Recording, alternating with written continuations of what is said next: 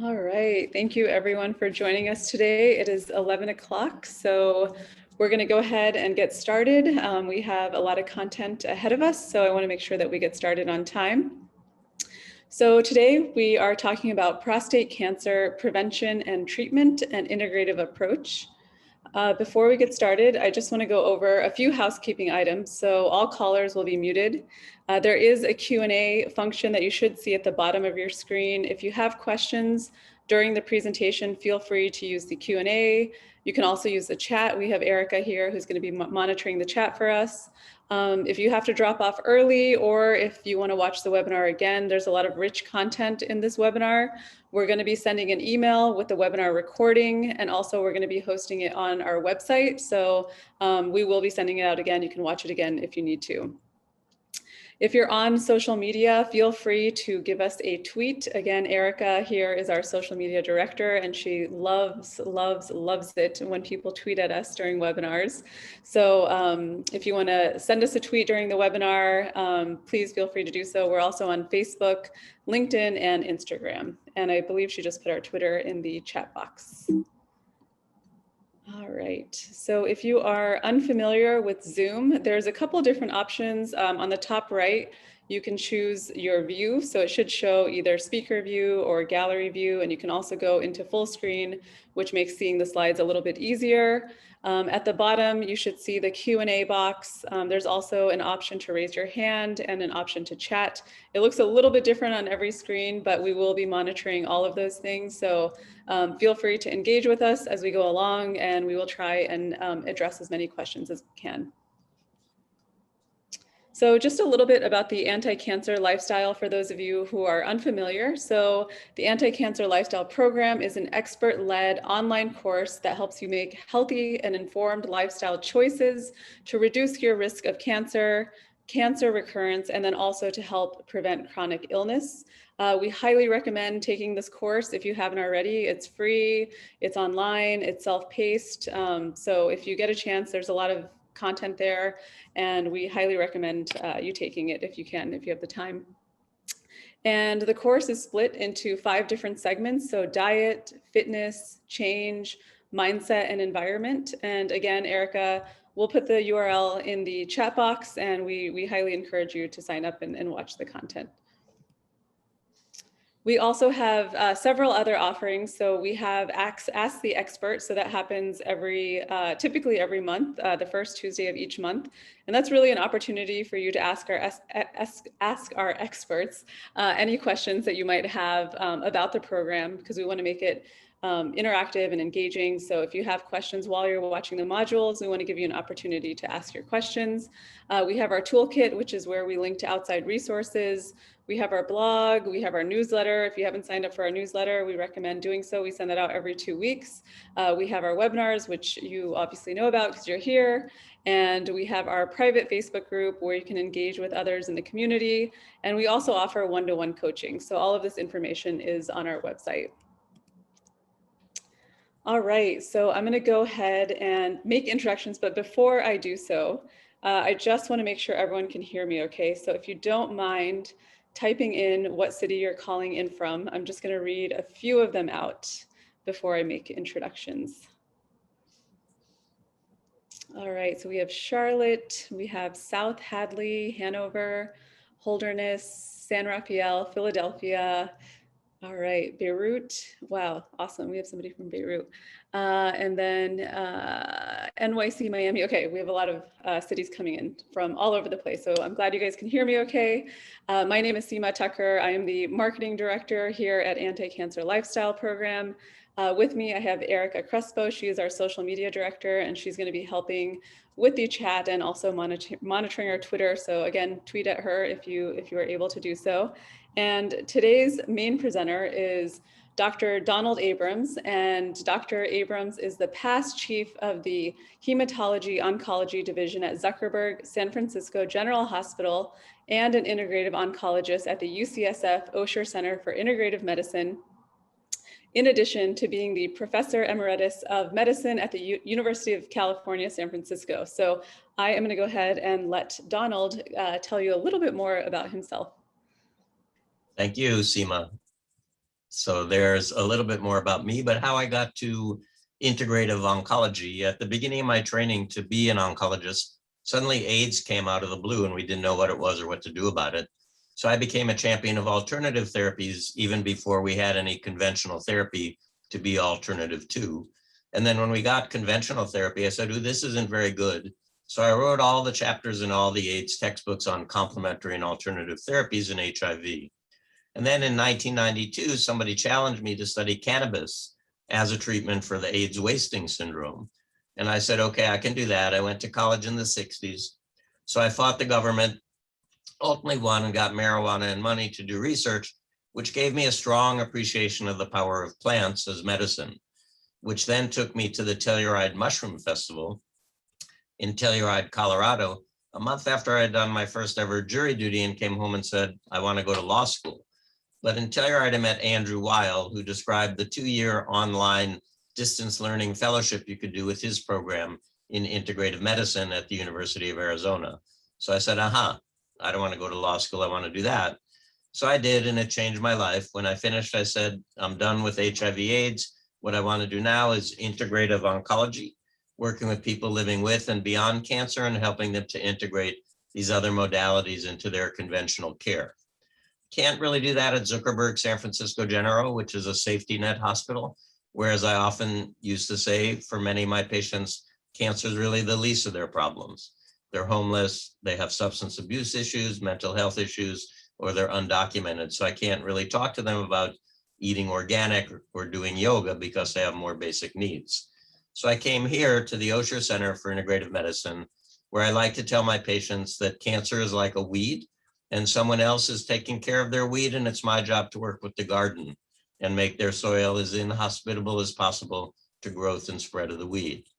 So today I'm going to talk about an integrative approach to prostate cancer. And this, I think, is a very important issue because prostate cancer is so common in our culture. It is the most frequently diagnosed malignancy in men, accounting for almost 20% of all male cancers, and 12% of all men will be diagnosed during their lifetime. The median age at the time of diagnosis is 66, and at the time of death is 80. So that suggests that there is a very long survival after a diagnosis of prostate cancer. In fact, it's often stated that 60% of men over 60, 70% of men over 70, and 80% of men over 80 have prostate cancer, and that's determined from autopsy studies. However, for most of men, we die with prostate cancer and not from prostate cancer. Although it is estimated that there are almost 30,000 deaths a year in the US from prostate cancer, making it the 6th most common cause of cancer death. The 5-year survival after diagnosis in the United States today, as you can see, 98.6%. So really a rather indolent disease compared to many of the other cancers that we see. Interestingly, global incidence varies quite widely depending on pretty much the socioeconomic status and the lifestyle habits, let's say, of the people living in that particular area. Interestingly, the availability of the prostate-specific antigen test, or PSA, allows many men to be diagnosed with early disease. The ability to prognosticate the outcomes with both the PSA and the so-called Gleason score, which is what the cancer looks like under the microscope after the prostate has been biopsied, makes active surveillance an option, meaning that many men with a low PSA and a low Gleason score, 6, maybe 7, really don't need treatment, especially older men, again, because as I said, we really try to disincentivize men in their 70s from getting a PSA check because it's likely that it's going to be elevated and they're going to have prostate cancer, but it's not going to impact on their life. Long survival following the diagnosis also allows men with a diagnosis of prostate cancer to incorporate meaningful lifestyle changes, because a cancer diagnosis is a big motivator for lifestyle change. In addition, however, being diagnosed with prostate cancer, knowing you have it, especially if you're not doing anything about it, i.e. surgery or radiation, and you're just doing active surveillance, is a stressor for many men. And decreasing stress is something that we really like to focus on in integrative medicine as well. Similarly, patients with advanced prostate cancer who have symptoms may also benefit from seeing an integrative oncologist or an integrative medicine practitioner. So I think one of the main bases of integrative cancer care is this quote that was attributed to William Osler, one of the founders of modern medicine, but actually goes back further to the Hebrew sage Maimonides. It's more important to know what sort of patient has a disease than what disease a patient has. So I really define integrative cancer care as the rational, evidence-informed combination of conventional therapy with complementary interventions into an individualized therapeutic regimen addressing the whole person, body, mind, and spirit with cancer. And you'll notice the italicized word there is informed. As you know, evidence-based medicine is what we do in the 21st century. However, for many of the interventions that we recommend in integrative cancer care or integrative medicine in general, the evidence is not from randomized placebo-controlled clinical trials. There's no placebo for blueberries. There's no placebo for massage. So it's more evidence-informed than evidence-based, which of course irks some conventional oncologists because we are used to being the most demanding of evidence-based medicine because we deal with a serious disease and we use pretty potent treatments. Integrative oncology provides relationship-centered care. So it's all about the patient and the provider, and it's patient-centered, relationship-based. Integrative oncology integrates conventional and complementary methods of treatment and prevention. We are not doing alternative cancer care. We do believe, I am a conventional oncologist for 38 years. I believe in conventional intervention. So I'm not here to offer patients things that are outside of conventional medicine. I'm here to integrate conventional and complementary methods, aiming to activate the body's innate healing response using natural, less invasive interventions whenever possible. Integrative oncology engages mind, body, spirit, and community. Very rarely do I see a patient alone. They usually bring a spouse, a child, a parent, a friend, because cancer never affects just one person. Integrative oncology also encourages providers to model healthy lifestyles for their patient.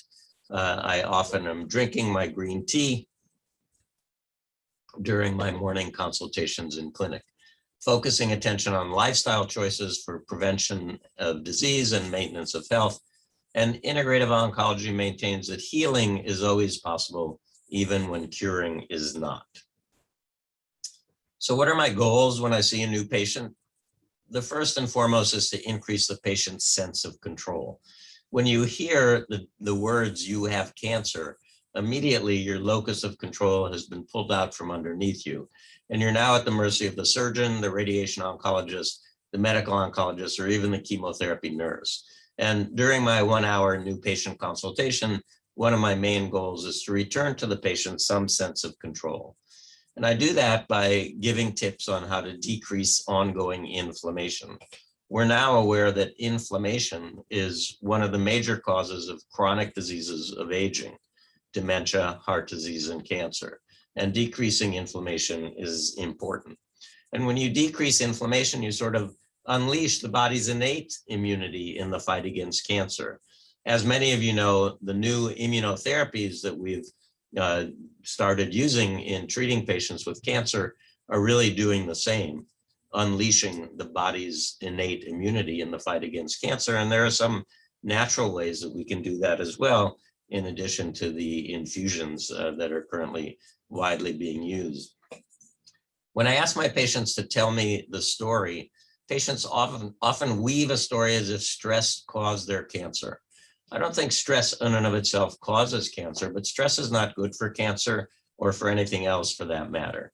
Stress is adrenaline or epinephrine, which kills lymphocytes, the building block cells of the immune system, and stress is cortisol, a steroid hormone, which is an immune suppressant.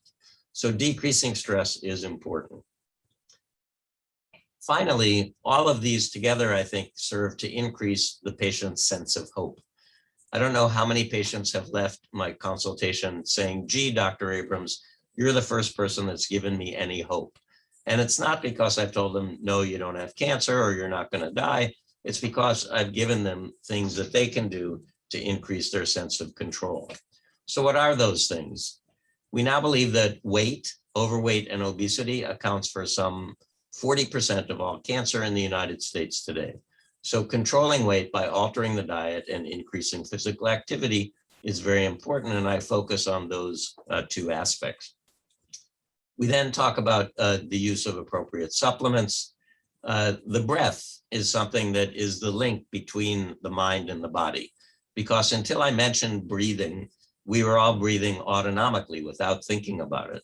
But now that we're thinking about it, we are aware that we can adjust the rate of our breath and the depth of our inhalation and our exhalation.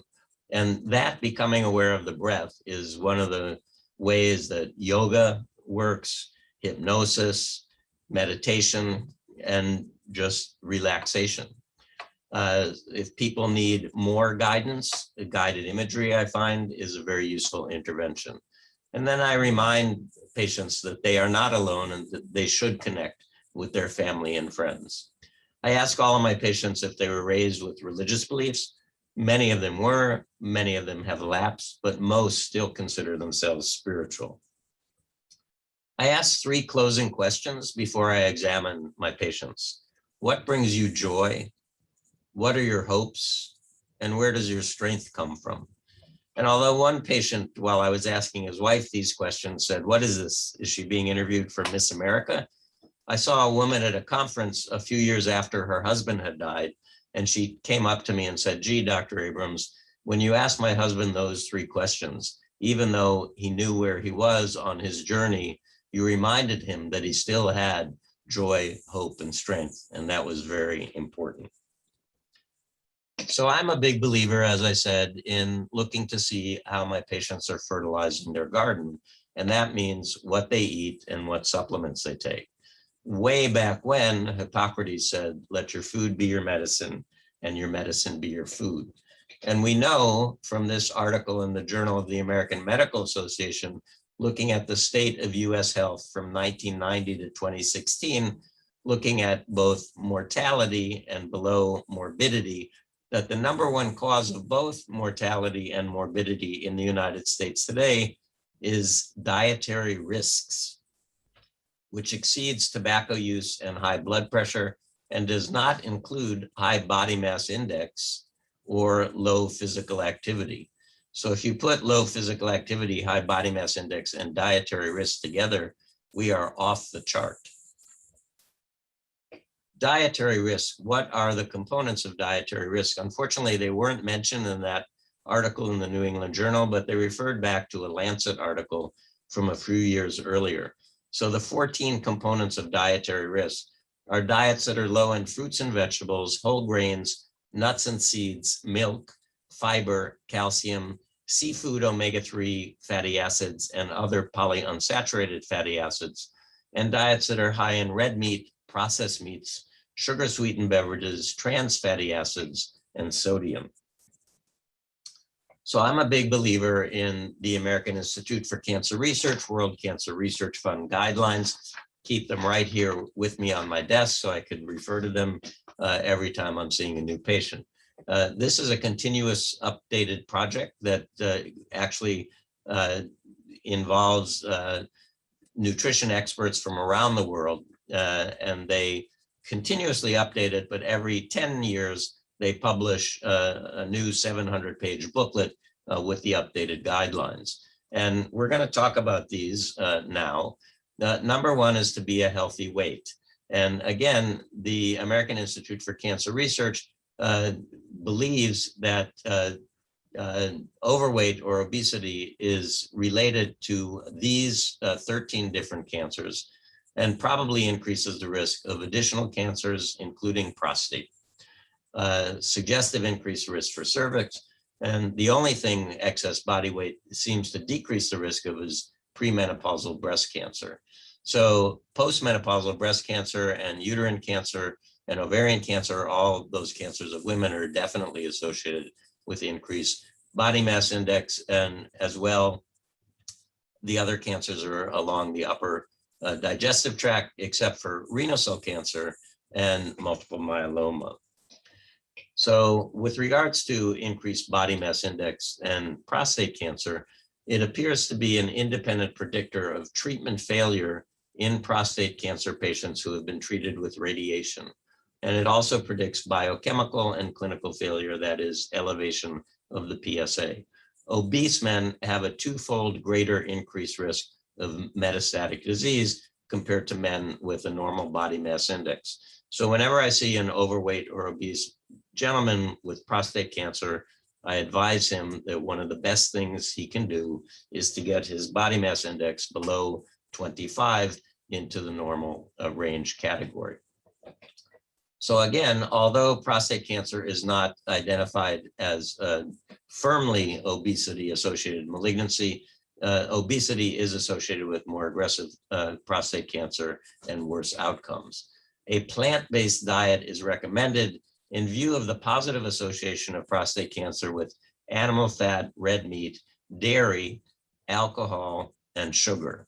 And in addition, egg consumption has also been implicated as a risk of prostate cancer. So you can see many of these components are really the mainstay of the so-called standard American diet, abbreviated SAD for good reason.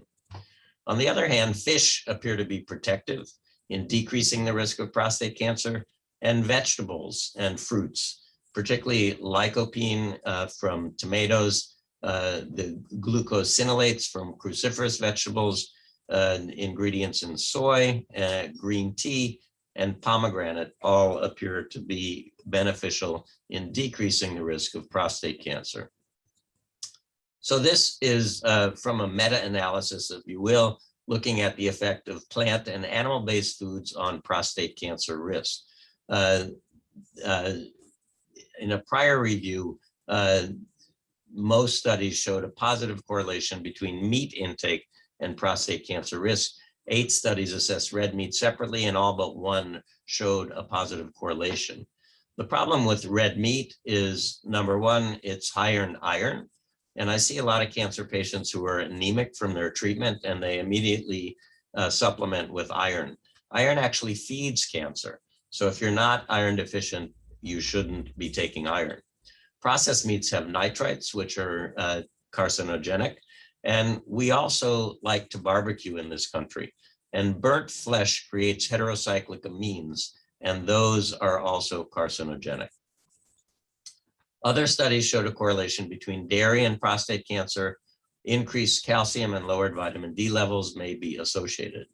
So in this current article published 2 years ago, they looked at 47 studies that antedated or came after the previous publication. And basically, in summarizing their findings, increased prostate cancer risk is in orange. And you can see again, dairy and milk are highly associated. The purple is no change. Calcium in the diet does appear, so that maybe that's what's causing the milk. And again, one study suggested eggs. So this is the most recent data.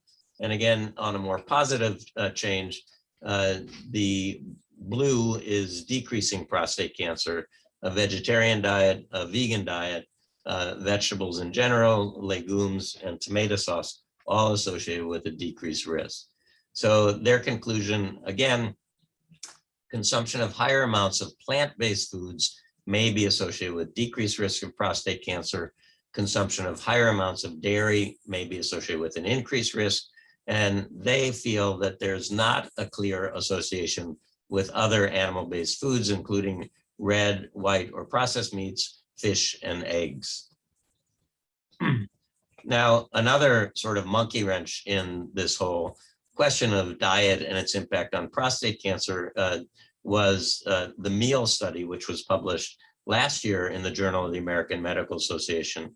This was a randomized clinical trial that occurred at 91 United States urology and oncology clinics, where 478 men with biopsy-proven prostate cancer and low stage and low PSAs on active surveillance were enrolled over a 4-year period. And the patients were randomized to receive a counseling behavioral intervention by telephone that promoted 7 or more daily vegetable servings, or a control group that received written information about diet and prostate cancer. Now, personally, when we look at the results, gee, maybe that control group read what they received and, made changes that were similar to what the counseling behavioral intervention by telephone group got. What they found was that the outcome measure was time to a PSA greater than 10, or PSA doubling time less than 3 years, or getting an upgrade in their stage. Patients were followed for 2 years. Vegetable consumption increased significantly in the group getting the intervention, but they found no differences in time to progression. So, what does that mean? You shouldn't pay attention to the recommended eating guidelines? I don't think so. I just think it's difficult to do this kind of research personally, because you're not doing a placebo-controlled study. I'm part of an integrative oncology working group, and our first phone call was about men on active surveillance. And the person who put the group together decided he wanted to survey the participants in this working group on the advice that they give to their patients with prostate cancer who are not being treated other than active surveillance. And 15 of us responded, which foods do you recommend to patients? And you can see this is 100%. So everybody recommends tomatoes, broccoli and cruciferous vegetables, and green tea. And most people suggest decreasing the animal fat, increasing fish, eating soy and pomegranate, and nobody says to consume dairy. So these are providers on the front line and what they think, in contrast to what published studies have suggested. So I'm a big believer that the best source of our nutrients should come from whole foods. And the SELECT study, which I'm going to review in a second, certainly quenched our enthusiasm for embracing supplements to decrease the risk of prostate cancer. The story on vitamin D is complex. Vitamin D levels are the only blood test that I measure in patients that I see here at the Osher Center. And higher levels may increase the risk of prostate cancer, and lower levels may increase the risk of metastases. So where should the levels be? There was a clinical trial of hormonally active vitamin D3, calcitriol, and it was studied to lower PSA velocity in men with prostate cancer, and the results were mixed. The story on calcium is also complex. High intake of dairy and total dietary calcium may increase the risk of prostate cancer. And this was ascertained in a study in Singapore where they don't do dairy, but men whose diets contain more dietary calcium did have a greater risk of developing prostate cancer. And calcium supplementation appears to increase the risk of fatal prostate cancer. So again, because I recommend all my patients avoid dairy, I only recommend low dose calcium in men who have prostates. So the SELECT study I mentioned, this is a study that looked to see if we could prevent prostate cancer. It arose from a study called the CARROT study that was done in men to see if we could prevent lung cancer. In that study, men were randomized to receive beta carotene, a vitamin A precursor, vitamin E, both or neither. And the study was stopped because the men receiving beta carotene, the vitamin A precursor, actually had a higher risk of lung cancer. And those findings were repeated in 3 separate large studies, all with about 30,000 men. So that's one reason I don't take a multivitamin. I used to smoke cigarettes, believe it or not, and I don't want the vitamin A or beta carotene. In that CARROT study, the men getting vitamin E appeared to have a lower rate of developing prostate cancer. So this follow-on SELECT study randomized 35,000 men over the age of 50 to receive either selenium, vitamin E, both or neither as placebo. And the study was closed by the Data Safety Monitoring Committee that asked participants to discontinue their treatment 5 years after it opened, because they felt there was not likely to be a 25% reduction in the risk of prostate cancer, which is what the study was aimed to demonstrate. Instead, what was seen was a trend towards increased rates of prostate cancer in the men on the vitamin E arm, and increased diabetes in the men who were receiving selenium. Actually, a follow-up of this study again did demonstrate that vitamin E supplementation significantly increased the risk of prostate cancer by about 17%. And that was statistically significant. And they also found that selenium increased the risk of prostate cancer as well, but that did not reach statistical significance. Now, one concern about this study is that the vitamin E was D-alpha tocopherol. In nature, vitamin E lives in 8 different forms: alpha, beta, gamma, and delta tocopherol, and alpha, beta, gamma, and delta tocotrienol. When you take a multivitamin, it only has D-alpha tocopherol. And when you buy vitamin E, unless you get mixed tocopherols and tocotrienols, you're only getting that one as well. So if your body's seeing 400 times your daily requirement of alpha tocopherol, it might not absorb the gamma tocotrienol from your pistachios or walnuts, which could be the cancer risk reducing component.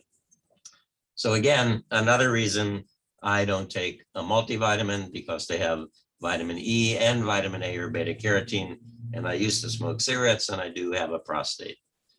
Again, vitamin D, cancer cells exposed to the hormonally active component undergo differentiation, cell cycle arrest, and programmed cell death. So vitamin D may be important in new blood vessel formation, with high dose vitamin D inhibiting tumor growth by disruption of new blood vessel formation. So vitamin D, it's been demonstrated that people with low vitamin D levels are at greater risk for cancer, and people with cancer whose vitamin D levels are low don't do as well.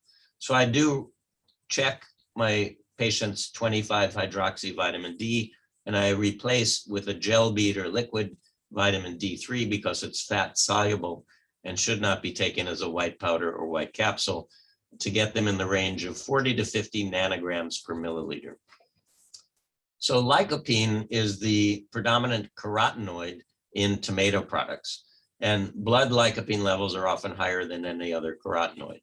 And lycopene has the highest antioxidant activity of all of the carotenoids. So lycopene is readily absorbed from tomato products and may act as an in vivo antioxidant to protect against DNA damage. I will say that lycopene is best absorbed if it's oil extracted. So the Italians with tomato sauce and tomato paste had the best idea. You really don't get enough lycopene if you eat a raw, uncooked tomato. So what about lycopene and prostate cancer? 4 of 13 case control studies did find statistically significant negative odds ratio between prostate cancer and exposure to lycopene, meaning it decreased the risk. A large cohort study of 47,000 male health professionals, 812 developed prostate cancer. Men who consumed more than 10 half-cup servings of tomato products a week had a 35% lower risk of prostate cancer compared to men who never ate tomato products. There were no protective effect of the other carotenoids or fruits and vegetables other than tomatoes. In a study of Seventh-day Adventists who are usually some sort of vegetarian, they followed 6 years, 14,000 men, 180 developed prostate cancer. And again, they saw strong protective relationships here, unlike the prior study, with dried beans, lentils, peas, citrus, raisins, dates, and other dried fruits, nuts, and tomatoes. And greater than 5 servings of tomato a week, again, decreased the risk 43% compared to less than 1 serving a week. So seems like tomatoes and tomato extracted in oil is a good thing. What about soy? I see a lot of patients who are very fearful of soy, especially women with breast cancer, but also men with prostate cancer. And in fact, Asian populations eating an Asian diet in Asia, which has high soy, seem to have much lower incidence of prostate cancer than people eating a standard American diet where soy is not included to any great extent. Many, but not all animal studies show a soy-enhanced diet reduces the incidence of prostate cancer as well as metastases. So soy, I think, is something that we do need to consume. And when I say soy, it should be organic, non-GMO, and a whole soy food: soybean, soy milk, tofu, tempeh, or miso. The consumption of cruciferous vegetables, flowers grow in the shape of a crucifix, so broccoli, cauliflower, and Brussels sprouts jump to mind, but there are also cruciferous roots, radish and parsnips, and green leafies that are cruciferous: cabbage, kale, collard green, bok choy, and arugula. These all contain a chemical so potent at reducing the risk of cancer, sulforaphane, that investigators did do this clinical trial in 20 men with prostate cancer and PSA recurrence. That means their PSA rose after having their prostates removed or radiated. And they were treated with sulforaphane at a dose of 200 micromoles a day. 16 patients completed the 20-week study. 1 did have a decline in PSA greater than 50%. 7 had PSA declines a little less exuberant, and 3 had final PSAs that were lower than baseline. And the PSA doubling time, which is a measure that we use to assess prostate cancer activity, did increase from 6 months to 9.4 months. You know, I am not a big fan of taking sulforaphane. I say eat cruciferous vegetables. What about fats, fatty acids, and omega-3s, particularly, and prostate cancer? Preclinical studies in animals had shown that decreasing dietary fat and decreasing the ratio of omega-6 to omega-3 lowers the risk and slows the progression of prostate cancer. So let me just say, if you cut yourself, you want to have omega-6 fatty acids. They allow platelets to clump, and they're what make you get red, hot, tender, and swollen, i.e. inflamed. On the other hand, omega-3 fatty acids lyse platelet clumps, they dissolve them, and they're also anti-inflammatory. In the past, the ratio of omega-6 to omega-3 in our diet was about 2 to 1, and now it is up to 15 to 20 to 1. So this was a study done at UCLA in 48 men with prostate cancer who are going to have their prostates removed. They were randomized to a low fat, that is 15% of calories came from fat, diet, and got 5 grams of fish oil supplementation a day, which aimed to bring their omega-6 to omega-3 ratio down to 2 to 1. Or they got the control Western diet, which is 40% of calories coming from fat, and the omega-6 to omega-3 ratio of 15 to 1. And all their food was prepared and delivered by UCLA chefs for 4 to 6 weeks prior to having their prostates removed. Unfortunately, in this study, they chose serum insulin-like growth factor 1 level as the primary endpoint of interest. And I say unfortunately because the diet had no effect on levels of serum insulin-like growth factor 1. However, the men in the low-fat diet who had the higher omega-3 ratio had lower omega-6 to omega-3 ratios in both their blood and their prostate. Their prostates were smaller, both the benign and the malignant component, and their prostate cancer, the cell proliferation measured by the so-called Ki-67 index, was reduced in the men on the low-fat, high omega-3 diet. And when you took blood from the men on the experimental diet and mixed it with prostate cancer cells in the test tube, it inhibited those cells more than the blood from the men on the higher fat diet. So that all suggest that that diet did work, despite the fact the primary endpoint was not the endpoint to choose. So pomegranate, I've mentioned already. This is an exotic fruit that's not always available. The phytochemicals are felt to be antioxidants and anti-inflammatory, and it's ellagic acid, which is a potent polyphenol. Pomegranate juice suppresses prostate cancer cells in vitro and in vivo, that is in the test tube and in animals. And 2 single-arm uncontrolled studies supported the activity of pomegranate juice in recurrent prostate cancer. A randomized double-blind placebo-controlled trial, however, of an extract showed no benefit. So this was a study looking at patients with recurrent prostate cancer drinking 8 ounces of pomegranate juice daily after surgery or radiation. Their PSA doubling time was extended quite remarkably from 15 to 54 months. And the number of prostate cancer cells cultured in their blood decreased 30%. Ellagic acid, again, is the potent antioxidant and felt to be the relevant phytonutrient. None of the patients had their PSAs drop to 0. And a confounder is that they did get treatment of their primary tumor at the same time they participated in this study. Now, personally, I have a concern about pomegranate juice. The guidelines that I mentioned previously, number 1 is to be a healthy weight. Number 2 is to be physically active. And number 3 was unveiled as a new guideline in 2007. And I happened to be in Bethesda at the meeting when they unveiled that as avoid sugary drinks. And I went to the microphone and I asked the question. I said, there are sugary drinks and there are sugary drinks. You can drink a cola beverage, God forbid, or a fruit punch, which is probably glucose and high fructose corn syrup, or you can squeeze 3 oranges in the morning.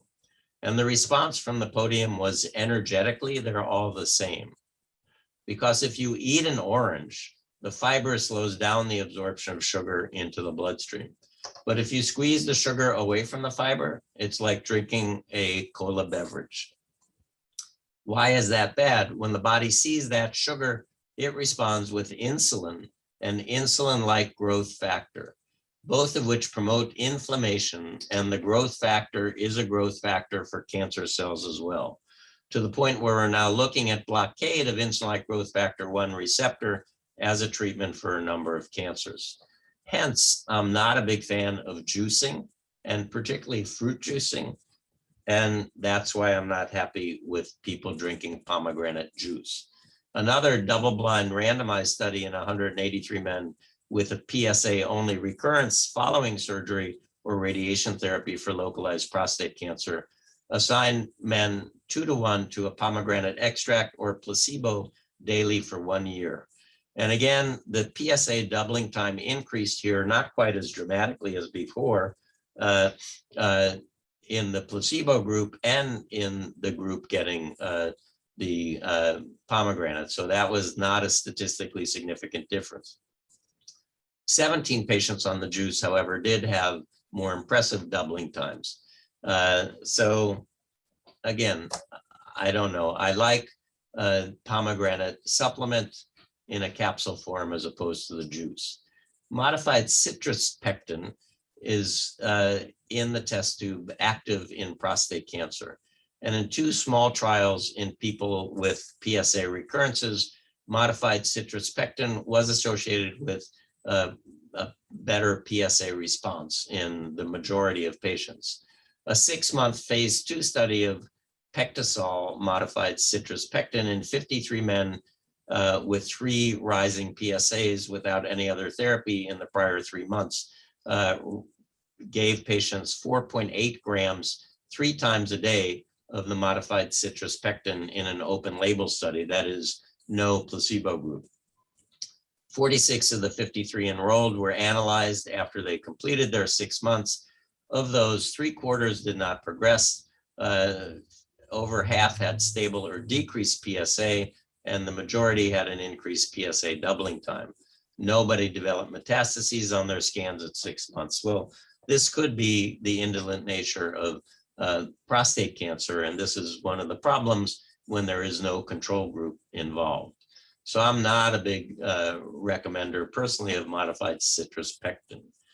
Pommy tea is a whole food supplement that contains broccoli, turmeric, and pomegranate powders, as well as green tea extract.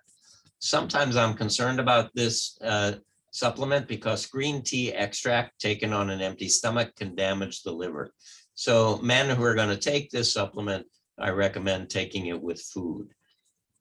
A 6-month placebo-controlled trial in 199 men followed after PSA relapse of their prostate cancer showed that PSA increased only in 15% of the supplement group compared to almost 80% of the placebo recipients, and that was highly statistically significant. The PSA was same or lower at 6 months in 46% of the group receiving Pommy tea compared to only 14% of those receiving the placebo. So this is an interesting supplement with the caution that it should be taken with food. Zyflomand is another multi-component botanical supplement, which includes rosemary, turmeric, ginger, holy basil, green tea, huazhang, Chinese gold thread, barberry, oregano, and Baikel skullcap. And it functions basically as an anti-inflammatory, particularly as a COX-2 inhibitor. A phase 1 study of 23 men with high-grade prostate intraepithelial neoplasia, that's a pre-cancer diagnosis, treated with Zyflomand 3 times a day, as well as other additional supplements. And 48% demonstrated a 25 to 50% reduction in their PSA after 18 months of treatment. Of 15 men who underwent repeat biopsies at 18 months, 9 no longer demonstrated this precancerous lesion. 4 had the lesion in only 1 core, and 2 had developed prostate cancer. So again, this could be a sampling error, or it could suggest that the Zyflomand is a good supplement to use. The treatment is generally well tolerated with dyspepsia, meaning GI distress. Most people complain of pizza burps, that it causes burps and they smell like pizza. And if you look at the ingredients, you can see, yeah, rosemary, basil, oregano. Yeah. So I tell patients, eat food on top of your Zyflomand, and that decreases pizza burps. I'm often asked about cannabis. There's a lot of literature suggesting that cannabis may have anti-cancer activity. Most of this really comes from test tube studies and not animal or human studies. We have 2 different receptors in the body, the CB1 and CB2, or cannabinoid 1 and cannabinoid 2 receptors, and these seem to be increased, the expression of these receptors on the cell surface in prostate cancer cells compared to normal prostate cells. Treatment of cultured prostate cancer cells with a laboratory CB1, CB2 agonist, that is something that binds to those receptors, leads to a dose and time-dependent decrease in the cell viability. That is, it kills them, increasing programmed cell death without any effect on normal cells. And this effect is blocked by pre-administration of agents that block the cannabinoid receptor. So interesting finding, has not demonstrated into any clinically relevant or benefit in men with prostate cancer.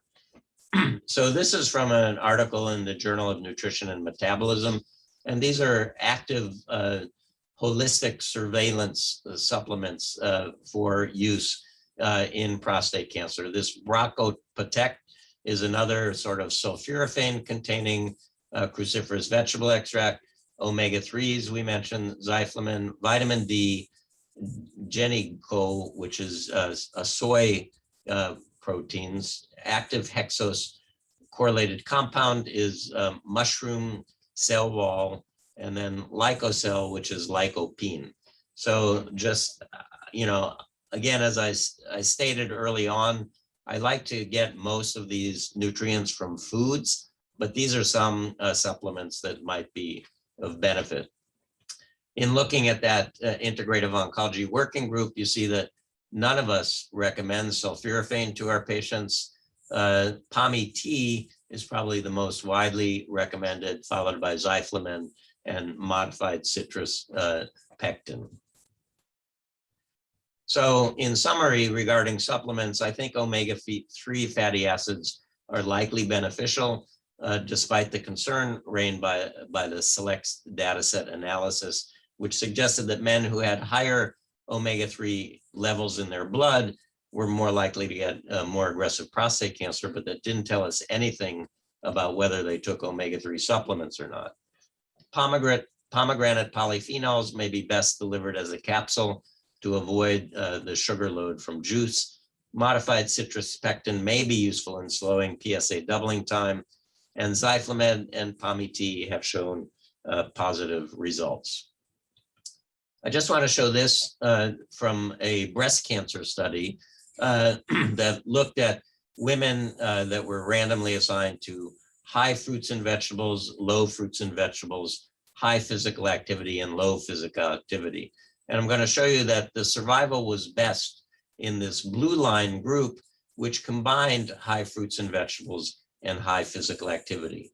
So integrative oncology is not just about diet or supplements or physical activity alone. It's the synergistic benefit of combining all of these modalities. You can see how much greater the benefit was in survival for women that ate well and were also physically active. So we know that physical activity, both job-related and recreational, is inconsistently associated with the decreased risk of prostate cancer. That means some studies should say yes and some say no. Regular vigorous activity in men less than 65 years of age does lower the overall risk and risk of aggressive prostate cancer. In men with prostate cancer, post-diagnosis physical activity lowered the risk of prostate cancer related as well as all-cause mortalities. Yoga interventions improved fatigue and sexual health in men while they were receiving radiation therapy and improved the mood and decreased the stress and fatigue in both the survivors and their support persons. Another analysis showed that it looked at 2,700 men with non-metastatic prostate cancer in the health professionals follow-up study. During the time of follow-up, 548 deaths occurred, 20% secondary to prostate cancer. Men who were physically active had lower risk of all-cause mortality as well as prostate cancer mortality. Vigorous activity was defined as biking, tennis, jogging, or swimming. For prostate cancer specific mortality, men who did more than 3 hours of vigorous activity had a 61% lower risk of mortality compared with men who were physically active for less than 1 hour a week. That's impressive and statistically significant. Men who exercised vigorously before and after their diagnosis had the lowest risk. So what about your oncologist? How many people have ever been told by their oncologist that they should increase their physical activity? A survey of patients with non-small cell lung cancer found that they would really prefer to get information about physical activity from a physician, particularly from one who's working at a cancer center. A survey of Canadian oncologists showed that 2/3 agreed that physical activity was safe and beneficial, but less than 50% ever recommended it, and only a quarter within the past month. When an oncologist recommends physical activity, it results in an increase of 60 minutes of vigorous walking a week, which definitely has an impact on morbidity and mortality. So moving now into more of mind-body interventions, this was a study of mindfulness. Mindfulness-based stress reduction is an 8-week program developed by John Kabat-Zinn at the University of Massachusetts, Worcester. It's a combination of a yoga, positioning, and mindfulness. Mindfulness being allowing your thoughts to come without judging them, being here in the present and not in the past or the future. And it's followed, the 8-week course is followed by a 1-day silent retreat. So in this study, men with early stage prostate cancer were randomized to the mindfulness-based stress reduction program, or a so-called attention control arm, trying to serve as a control group. And this was a pilot feasibility study. Less than 50% of the men approached did decide to participate. And in the study, the mindfulness participants had a significant decrease in their prostate cancer anxiety and uncertainty intolerance, as well as an increase in their measurements of mindfulness, global mental health, and post-traumatic growth. A pilot study of mindfulness-based stress reduction with yoga in 10 men found that it decreased their stress over a 1-year period, decreasing cortisol, a steroid hormone, which is immunosuppressant, decreasing pro-inflammatory chemicals, as well as blood pressure.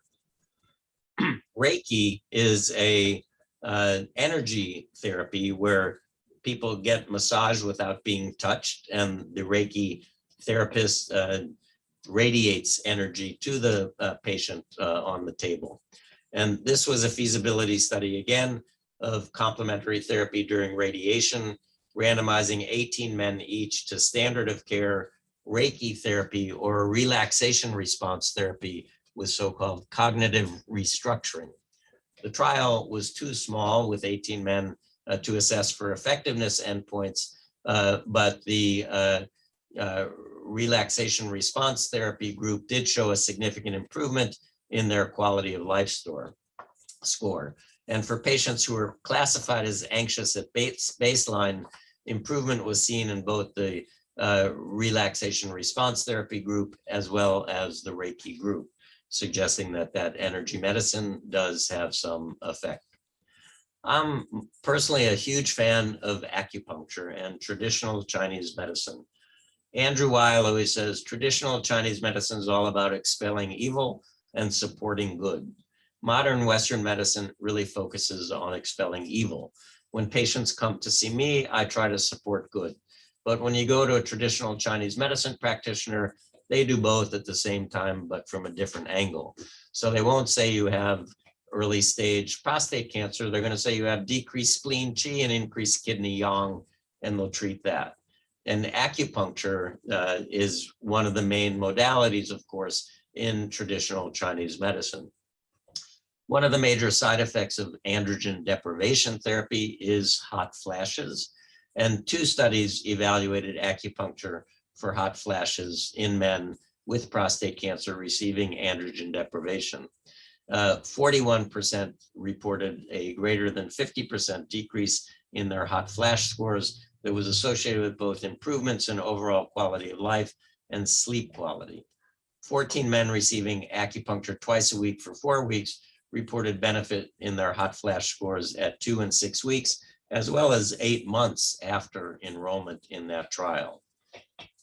So I'm sure people have heard of Dean Ornish and his very significant study that he did, which is, I think, a truly integrative intervention.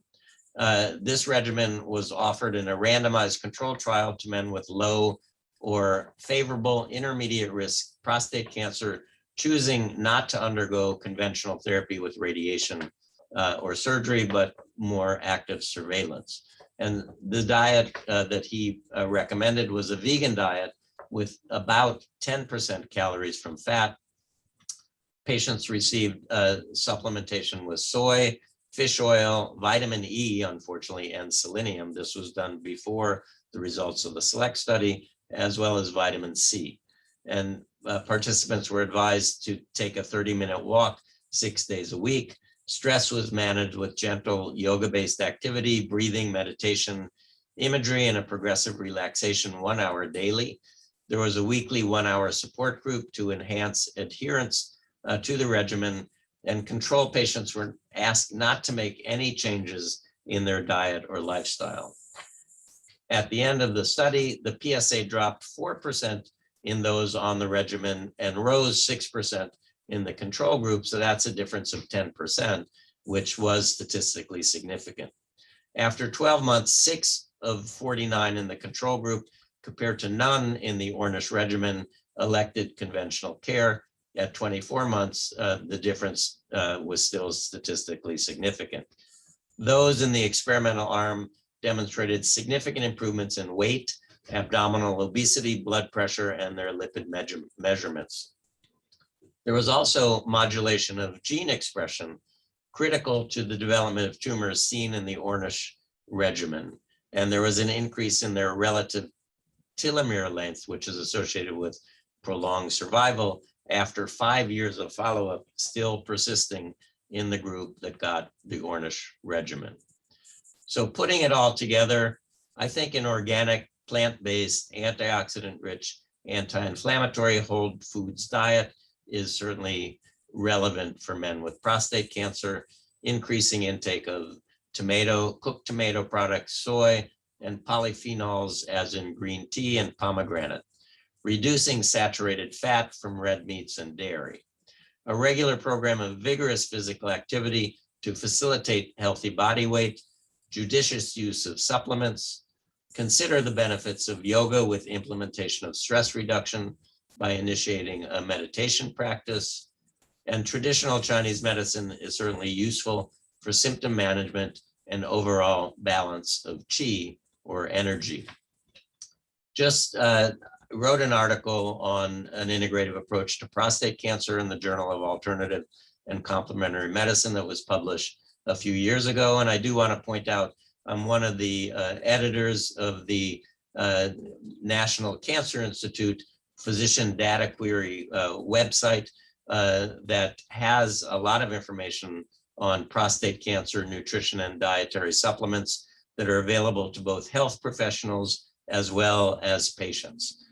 We update this constantly, and I do recommend it for people that are interested in learning more of what I spoke about today. And with that, I'll stop and thank you for your attention. All right, thank you so much, Dr. Abrams, for your presentation. It was so comprehensive and a lot of information. We do have some questions that came in, and just to remind everyone, we're going until about 12:15 Pacific Standard Time today. So if you have to drop off again, we'll be sending the recording to your email. All right, so I'm going to go ahead and get started on some of the questions that came in. If you don't mind, I think there was a little bit of confusion around milk and if it is good or if it isn't good. Could you just kind of refresh us on dairy and milk? Yeah, so personally, I'm not a big fan of dairy. There's no other animal that drinks another species milk, but no other animal drives a car or goes to college either, so that's not a very good argument. But no animal drinks milk after they've been weaned. And by the age of 3 or 4, we actually lose the ability to digest the sugars and the proteins in dairy. We make a big deal about fat. Low fat, no fat, 2%. It's not the fat. If you want a dairy product, butter is probably best because it's mainly fat. We talk about lactose intolerance as if it's a disease or a disorder, when in fact it's the norm. And the ability to digest lactose is a genetic mutation on the second chromosome found mainly in Scandinavians who needed to digest reindeer milk in times of freeze. Otherwise, the rest of us are all lactose intolerant. So people always say, well, what about yogurt? So yogurt, the sugars and the proteins have been altered by the bacteria. So if you need a dairy product, butter, because it's mainly fat, or yogurt or kefir, as long as they're not artificially flavored, artificially colored, and with added sugar, because sugar is the #1 no. So calcium does seem to increase the risk of prostate cancer, and dairy is the major source of calcium in our diet. Cheese, I see people asking about cheese.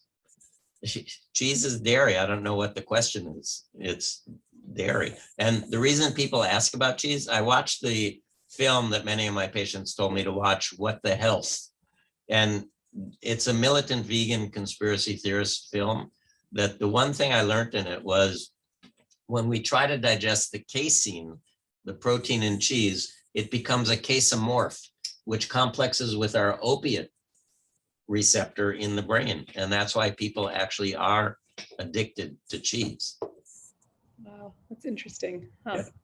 Did not know that. And then speaking of food, in terms of tomatoes, you also mentioned tomatoes as being, you know, something that everyone should incorporate into their diet. And you mentioned oily tomatoes. And Could you just kind of go over like if they should be cooked, and if so, for how, is there an ideal length? Yeah, I mean, again, you can eat tomatoes, but the lycopene is extracted and more bioavailable if it's extracted in oil. So eat tomatoes all you want, but if you want to get the full benefit of the lycopene, they need to be cooked in oil. Gotcha. Okay. And is there like an ideal amount of time, or is it Oh, just, I don't, again, tomato sauce, tomato paste, yeah, you know, if you can find a vegan pizza that has a tomato sauce on it too, that's good. Lycopene is also found in watermelon and pink grapefruit. Watermelon, you know, that I've never ascertained whether or not watermelon needs to be cooked to extract the lycopene. Pink grapefruit is a little tricky because it does alter the metabolism of many pharmaceuticals that our patients may take. So I don't usually recommend that as a daily thing to be eaten, but the lycopene in tomatoes we saw seems to decrease the risk of prostate cancer. got it. Okay. In terms of, you said you don't like juicing. How do you feel about smoothies with a lot of leafy greens? You know, again, I think fiber is really important for the diet, and my patients all tell me, oh, my smoothie still has fiber in it, but I think that fiber has been altered. Fiber cleanses the colon and decreases the risk of colon cancer. So, you know, every once in a while, if somebody wants to have a smoothie, that's okay if they don't put too much fruit in it, but I wouldn't smoothie or juice every day, because I think that's too much sugar. And, you know, I see patients who just really feel that. And then Michael Greger, who's a militant vegan as well, published one of his articles on the fact that the blades, when you're juicing or smoothieing, are actually destroying some of the phytonutrients, the plant nutrients that you're trying to get more of by making that drink. Interesting. So it might be counterproductive. Got it. Okay. I think that's bad news for a lot of us. Okay. So let's see. And now I'm going to move into exercise. So I guess the question here is, what is the recommendation of good exercise for cancer prevention? So I know that's kind of broad, but. Yeah, I think the studies have shown that 60 minutes of some kind of activity, vigorous better than non-vigorous, really is useful in decreasing the risk of breast, colon, and prostate cancer. And in patients with those cancers, patients who are most vigorously active have better improvement in their survival from their cancer, as well as all-cause survival, because certainly physical activity also is good for decreasing the risk of mortality from heart disease as well. Got it. Okay. We have a few questions here about supplements. So somebody asked, what supplements are recommended for early stage prostate cancer? I am doing active surveillance, PSA never over 4.0, latest PSA 2.2, prior it was 1.8. Yeah, so again, vitamin D is the only thing I measure. I like the vitamin D level, the 25 hydroxy vitamin D levels, to be in the range of 40 to 50 nanograms per ml. And that's usually taking vitamin D as a gel bead or a liquid, because it's not absorbed well if it's complex to calcium. I did mention my concerns about calcium and calcium supplementation in men with prostate cancer, but calcium decreases the risk of colon cancer, which is much more lethal than prostate cancer. So if men are going to decrease their dairy intake, I recommend taking a calcium magnesium supplement with only about 330 to 500 milligrams of the calcium. I showed the data on the omega-3. In that study, they gave men 5 grams of omega-3. That's a lot of omega-3. In Ayurveda, the medicine of India, they say omega-3 is a bowel lubricant. In Andy Weil's book, Spontaneous Happiness, where he talks about treating his own depression, he recommends taking 4 grams of omega-3. Well, I only take 2 grams, and I tried to take 4 grams to see, I wasn't depressed, but I just wanted to see the outcome of taking 4 grams, and it definitely lubricated my colon. So I don't think 5 grams, I think 4 or 5 grams is too much. I tell my patients 1 to 2 grams of omega-3 is adequate. And then I'm a big fan of medicinal mushrooms. I like turkey tail particularly. Mushroom cell wall resembles a bacterial cell wall. So when you ingest these medicinal mushrooms, your body thinks you're being invaded by bacteria, and it mounts a non-specific immune response that also attacks cancer. So I like that. And then I do like either pommy tea or Zyflomand or a pomegranate supplement alone for men with prostate cancer. As I mentioned, modified citrus pectin has not really grabbed me yet as something I want to recommend to people. And so those are the ones that I recommend. I see so many people that overdose on so many different types of supplements that are not really necessary. Got it. Okay. We have a really good question here that somebody was asking, do these alternative approaches change in how you think about conventional therapy when needed, for example, radiation versus surgery? These are not alternative approaches. These are integrative approaches, and they're given with radiation and surgery. Okay. I'm not recommending anything that I spoke about today as an alternative to conventional therapy. I am a conventional oncologist. I've been one for 38 years. These are things that we're doing in conjunction with. They're complementary therapies, not alternative. Right. Yeah, I think you mentioned expelling evil and elevating good. So that's a good example.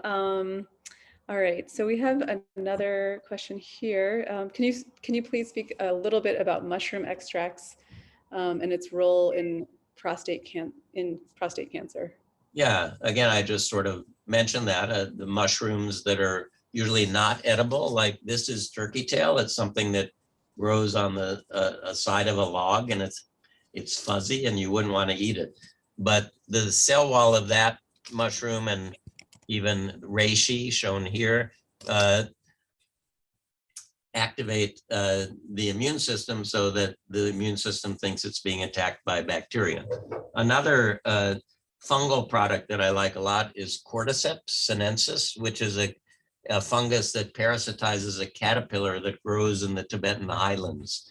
And it's energizing. The Chinese women relay team broke all sorts of speed records in the 2020, and they were checked for doping, and all they had was Cordyceps. And I find it's also good for energy and for male vitality. So particularly in men with prostate cancer on androgen deprivation, I often recommend they try a little Cordyceps to see if it increases their libido. Got it. Okay. So I want to be cognizant of time. So we're approaching 12:15. So I'm going to end with the last question, and people want to know if you're taking new patients. So Sure. Yeah, I did retire a year ago, but yeah. I got recalled emeritus status. That's what that means. So I'm still here at the Osher Center Monday, Tuesday, and Wednesday mornings seeing patients. But the wait for a new patient is a little long, but I also have a group visit starting in August. Got it. Okay, excellent. Thank you so much again for your presentation today. I'm going to go ahead and close out our webinar. So again, if you haven't taken the Anti-Cancer Lifestyle Program course, please do so. Erica will put the URL in the chat box. Again, this is our URL if you haven't seen it already. And again, I want to thank you, Dr. Abrams. Today's presentation was so informative, and we got a lot of positive feedback already. So thank you for your time.